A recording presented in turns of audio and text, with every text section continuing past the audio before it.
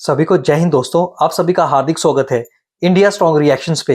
आशा करता हूं कि आप सभी लोग बहुत अच्छे होंगे। तो आज हम आपके लिए एक लेटेस्ट और एक मजेदार वीडियो लेकर आए, इसमें आप देखेंगे मशहूर पत्रकार आरजू काजमी को, जो कि एक्सपोज करेंगी भारत पे उंगली उठाने वाले पाकिस्तानी एनालिस्ट कमर चीमा को। तो ये वीडियो काफी इंटरेस्टिंग होगी, जिसमें ये दोनों मिलकर बात करेंगे हमारे प्यारे और तगड़े देश भारत के बारे में। तो इस वीडियो को अंत तक देखें और चैनल पे नए हैं तो चैनल को सब्सक्राइब कर दें, ताकि हम आपके लिए लेटेस्ट इंपॉर्टेंट और दमदार वीडियोस लाते रहें।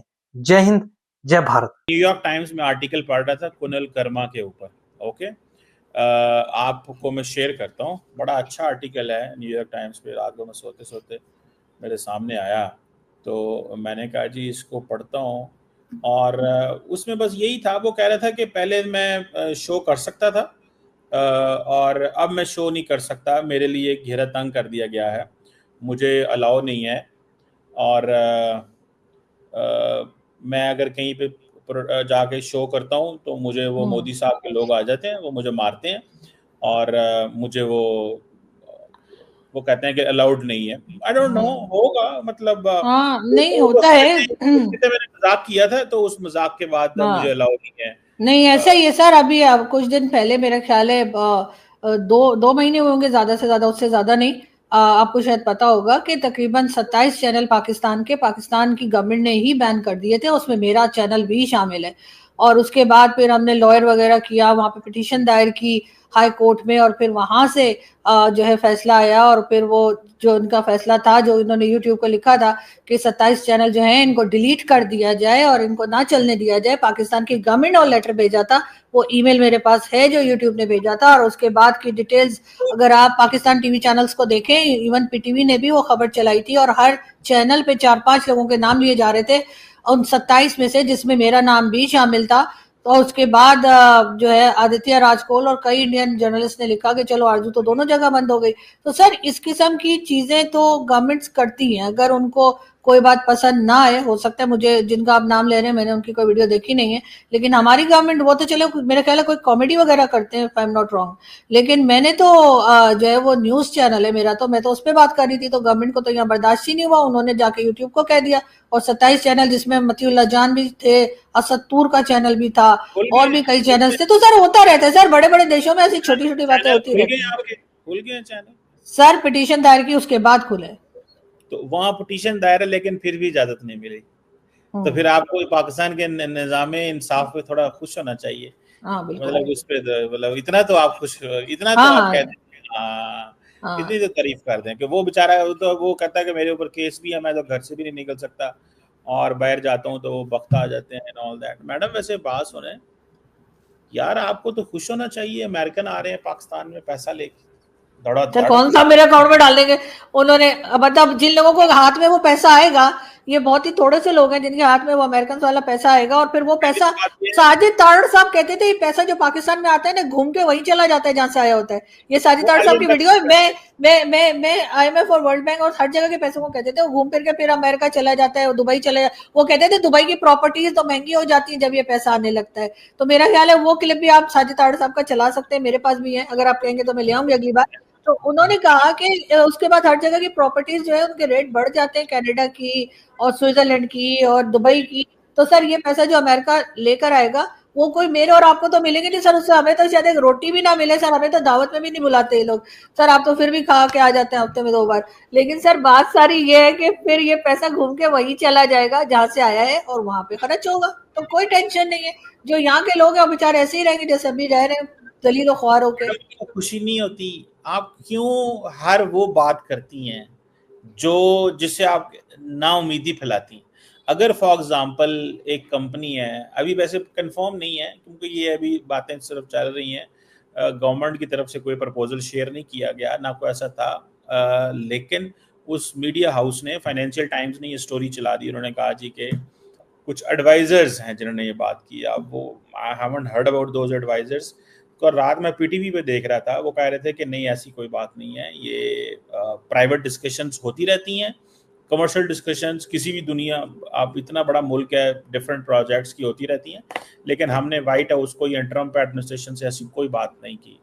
तो मैडम अच्छा नहीं है ये 100 मील पे चाइना, ये 100 मील पे अमेरिका, ये 100 मील पे ईरान, तो मतलब हम तो असल स्ट्रेटेजिक ऑटोनॉमी तो ये है कि चाइनीज भी पैसा लगाएं, अमेरिकन भी पैसा लगाएं, तो आपको सर खुशी नहीं कि सर आप मुझे डर खुशी होगी, सर मुझे खुशी होगी उस दिन जिस दिन जो 45% लोग पॉवर्टी लाइन के नीचे हैं वो उससे ऊपर आ जाएंगे और ये नंबर कम हो जाएगा। जैसे भारत का है कि 5 पॉइंट कुछ है, फाइव मतलब आप इस परसेंट लोग दुनिया पॉवर्टी से लाइन के नीचे। सर जब ये 45% लोग पॉवर्टी लाइन के ऊपर आ जाएंगे, चलिए 40% को ले आए, 5% रह जाए नीचे, कोई बात नहीं, वो भी थोड़ा चाहिए मैडम होते इस हैं मतलब दुनिया आप को इस दिखाने दुनिया के से लिए।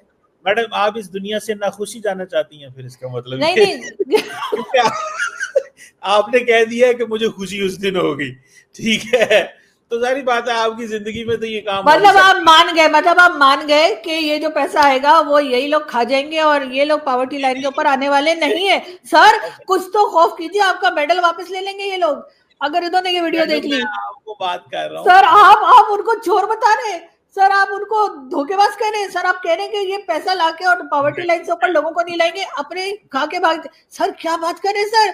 सर उन्होंने सुन लिया सर, तो क्या क्या सोचेंगे सर पिंडी वाले? मैं सर ये वो तो रोएंगे सर वो लोग।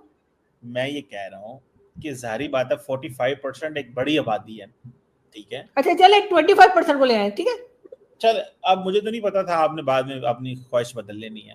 अब हो नहीं सकता है नहीं आप कह रहे हैं कि नहीं मेरे जाने से पहले 5% लोगों को कर दें, तो आप सर अभी आपने मेरी अभी सुपारी ले ली तो बता दे, मेरा क्या सर, मैं तो हो सकता है शो के बाद ही ना रहूं, आप किसी का पता हमारे थोड़ी है जी कि कितनी देर सांस आ रही है, किसी का नहीं पता। लेकिन सर मेरे जाने के बाद भी सही, लेकिन ये कि आप इन लोगों को पॉवर्टी लाइन के ऊपर ले आइए सर, इन लोगों से क्या बस कर दे, कितना मुल्क को खाएंगे।